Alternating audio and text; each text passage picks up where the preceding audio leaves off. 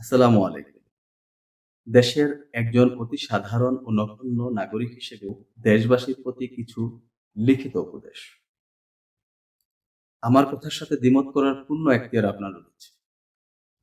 যাই হোক, কথা হলো ইতিপূর্বে আমরা এদেশের ক্ষমতায় রদবদল হওয়া অনেক রাজনৈতিক দল দেখেছি, যারা স্বাধীনতার পর থেকে এই দীর্ঘ সময় ধরে শুধু নিজেদের মধ্যে দলাদলি, হিংসা, ঘৃণা, বিদ্বেষ আর প্রতিহিংসার রাজনীতি করেছেন।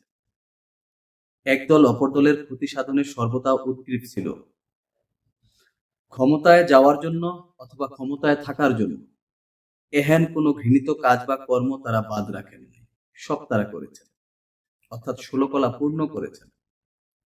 অন্যের যাত্রা ভঙ্গের জন্য তারা নিজেদের নাক কান কাটতেও দ্বিধাবোধ করতেন না। সময় এসেছে এবং এখনই সময় দেশকে সুন্দর ও সুশৃঙ্খল ভাবে দলমত নির্বিশেষে গড়ে তোলার। এবার যদি আমরা আবার কোনো নতুন করে ভুল করে বসি, এ দেশ তাহলে আবার 100 বছর পিছিয়ে যাবে। এবার এদেশের মুক্তিকামী মানুষ যে জয় ছিনিয়ে এনেছে, এটা কোনো দলের না, যদিও দলমত নির্বিশেষে সবারই কম বেশ অংশগ্রহণ ছিল। এবারের জয় বাঙালি জাতির ও মানুষের ও মানবতার।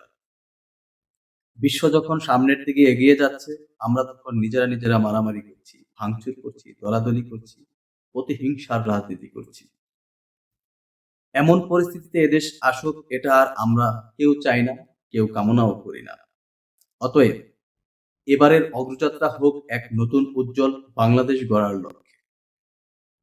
সবশেষে বলতে চাই, পূর্বের দলগুলো যেই হিংস্রতার পথে পা বাড়িয়েছিল, আমরা যেন কেউ সে পথে পা না বাড়াই, সে পথে কেউ যেন না হাঁটি।